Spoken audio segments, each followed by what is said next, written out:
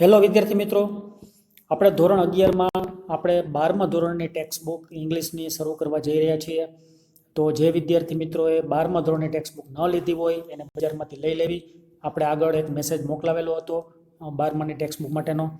તો આપણે શરૂઆતમાં રીડ 1 યુનિટ 1માં રીડ 1 શરૂ કરીએ છીએ. કેન યુ ઇન્સ્ટોલ લવ? શું તમે પ્રેમને સ્થાપિત કરી શકો છો? ઇન્સ્ટોલ એટલે સ્થાપિત કરવું. વિદ્યાર્થી મિત્રો, પહેલાં તો આપણે પાઠ શું કહેવા માગે છે એની સમજૂતી મેળવી લઈ.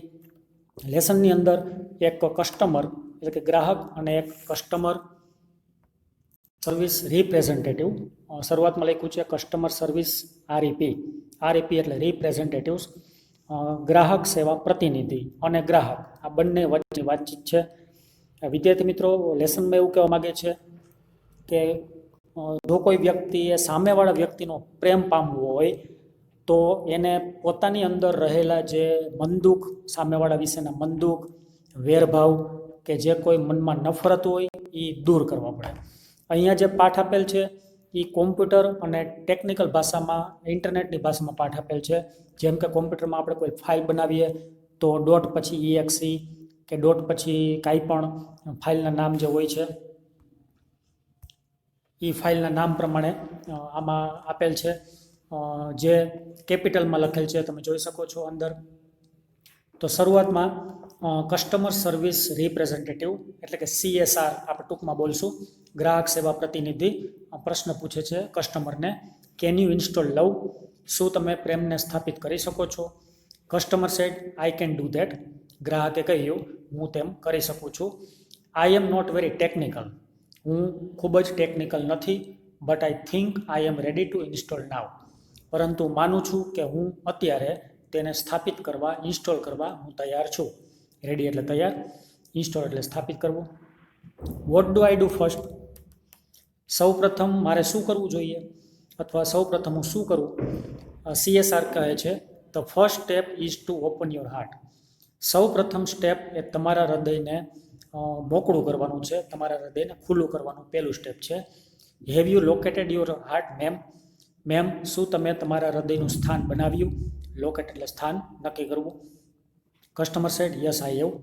હા, મેં સ્થાન બનાવ્યું. But there are several programs running right now. પરંતુ અત્યારે ઘણા બધા પ્રોગ્રામ્સ ચાલુ છે. સેવરલ એટલે ઘણા બધા, રાઇટ નાવ એટલે અત્યારે. Is it okay two install while they are running? જ્યારે પ્રોગ્રામ્સ ચાલુ હોય ત્યારે તેને ઇન્સ્ટોલ કરવું બરાબર છે? પૂછે છે કસ્ટમર. હવે વિદ્યાર્થી મિત્રો, તમને થોડી ઘણી ખબર પડી ગઈ હશે કે પ્રોગ્રામ એટલે અંદર જે આપણી અંદર જે નેગેટિવ જે અંદર વિચારો રહેલા હોય એ જ્યારે ચાલુ હોય, સામેવાળા વ્યક્તિ પ્રત્યેના નેગેટિવ વિચાર ચાલુ હોય ત્યારે લવ નામની ફાઇલ છે એ ઇન્સ્ટોલ ન થાય. એટલે એમ કે છે કે ઘણા બધા પ્રોગ્રામ્સ ચાલુ છે, તો એ પ્રોગ્રામ્સ ચાલુ હોય ત્યારે ઇન્સ્ટોલ થવાની શક્યતા છે. તો CSR કહે છે what programs are running ma'am? Ma'am, કયા પ્રોગ્રામ્સ ચાલુ છે? કસ્ટમર કહે છે લેટ મી સી, મને જોવા દો. હવે જે ફાઇલના નામ છે એ જે નેગેટિવ છે file, I have pastor.exe, loesteam.exe, grudge.exe and resentment.com running right now. હવે ફાઇલના નામ લખ્યા છે જેનું ગુજરાતી આપણા શરીરની અંદરની નેગેટિવ બાબત પ્રમાણે થશે. મને જોવા દો. મારે અત્યારે જે પ્રોગ્રામ્સ ચાલુ છે એમાં એક તો past.exe એટલે કે ભૂતકાળના દુઃખ, હર્ટ એટલે દુઃખ, પાસ્ટ એટલે ભૂતકાળના, લો એસ્ટીમ.exe એટલે કે હલકા વિચારો, ગ્રજ એટલે કે મનદુખ, રિસેન્ટમેન્ટ એટલે વેરભાવ, રનિંગ રાઇટ નાવ. આ 4 ફાઇલ છે. 4 ફાઇલનું ગુજરાતી હું બોલ્યો છું. ભૂતકાળના દુઃખ, હલકા વિચારો, મનભાવ અને મનદુખ અને વેરભાવ. તો આ 4 જ્યારે આપણી અંદર નેગેટિવ બાબત, સામેવાળા વ્યક્તિ વિશેની નેગેટિવ બાબત ચાલુ હોય ત્યારે આ લવ નામનો સોફ્ટવેર ઇન્સ્ટોલ ન થાય. તો CSR કહે છે નો પ્રોબ્લેમ, કોઈ વાંધો નહીં. Love will automatic erase pastor.exe from your current operating system. પ્રેમ આપોઆપ, ઓટોમેટિકલી આપોઆપ તમારી ચાલુ ઓપરેટિંગ સિસ્ટમમાંથી ભૂતકાળના દુઃખને ભૂસી નાખશે. ઇરેઝ એટલે ભૂસી નાખવું.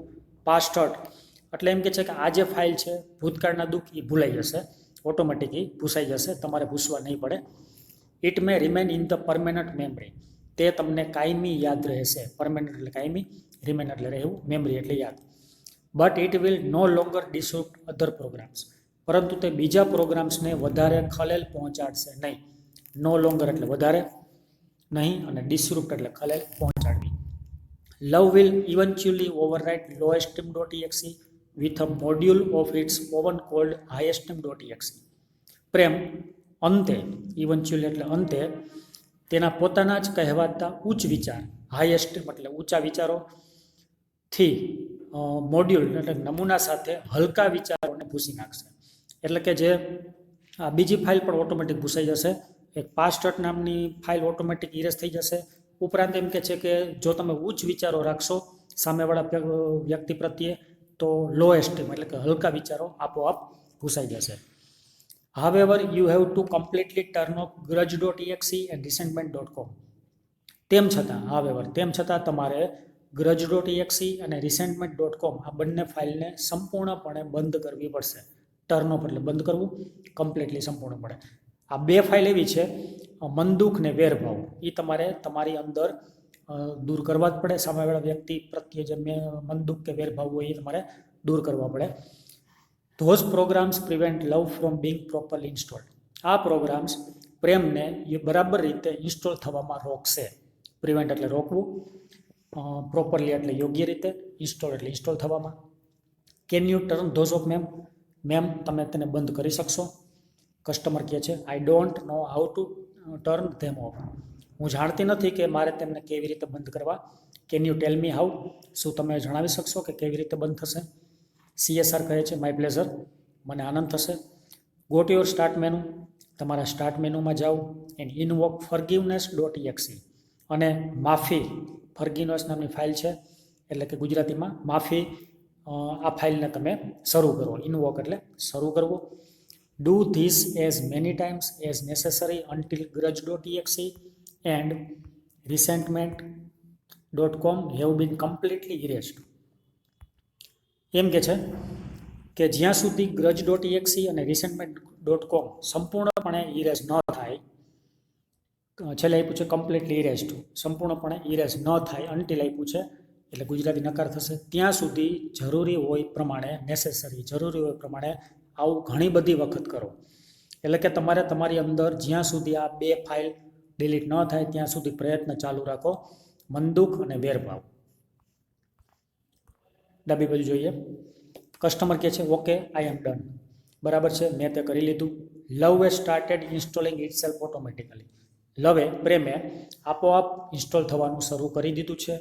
Is that normal? શું તે બરાબર છે? તો CSR કહે છે યસ ઇટ ઇઝ, હા તે બરાબર છે.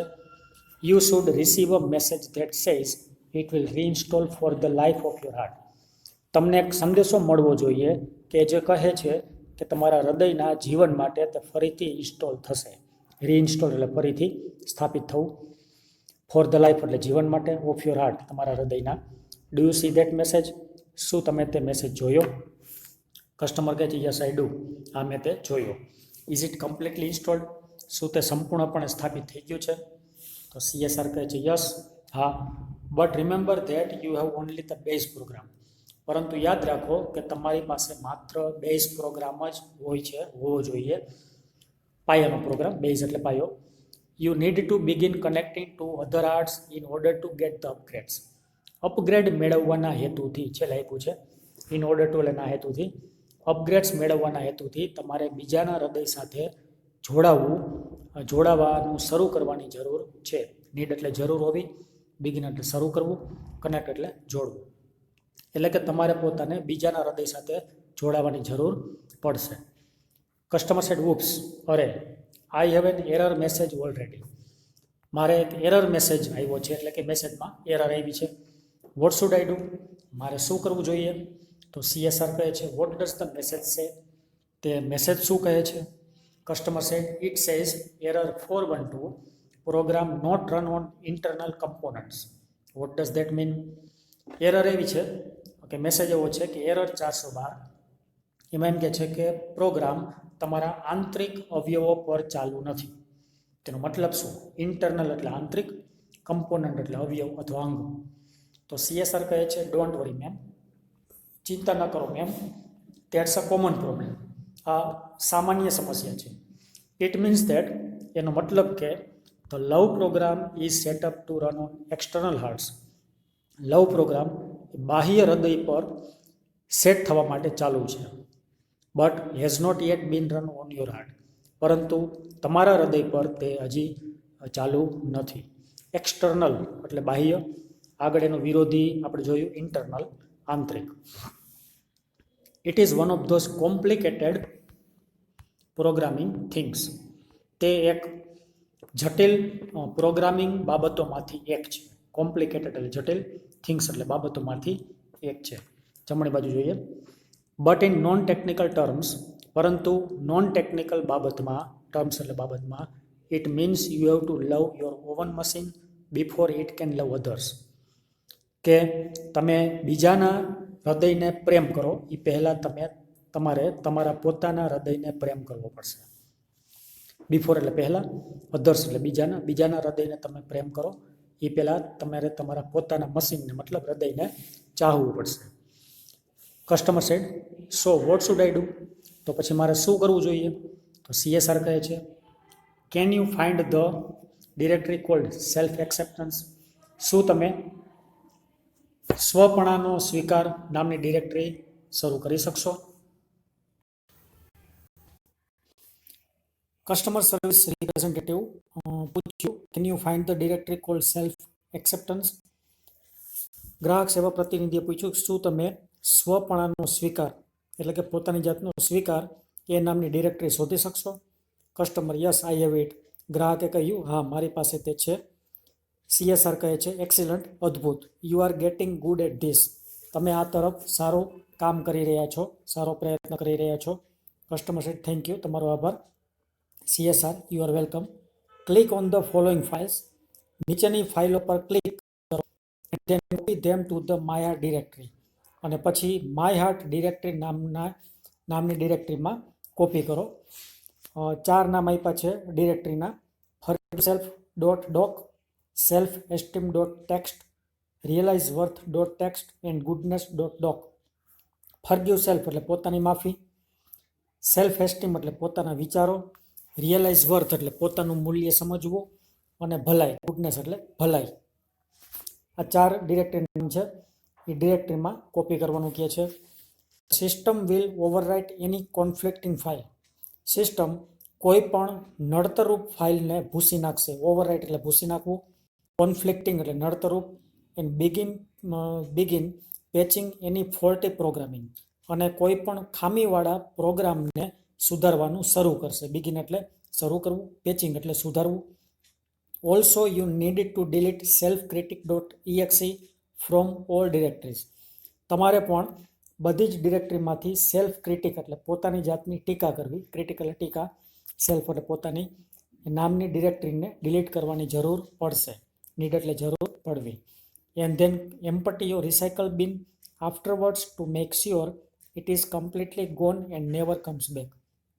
અને તે કદી પાછી નહીં આવે. છેલ્લે એ પૂછે નેવર કમ્સ બેક, કદી પાછી નહીં આવે અને સંપૂર્ણપણે વહી ગઈ છે. કમ્પ્લીટલી ગોન, સંપૂર્ણપણે વહી ગઈ છે અને કદી પાછી નહીં આવે એની ખાતરી કર્યા પછી.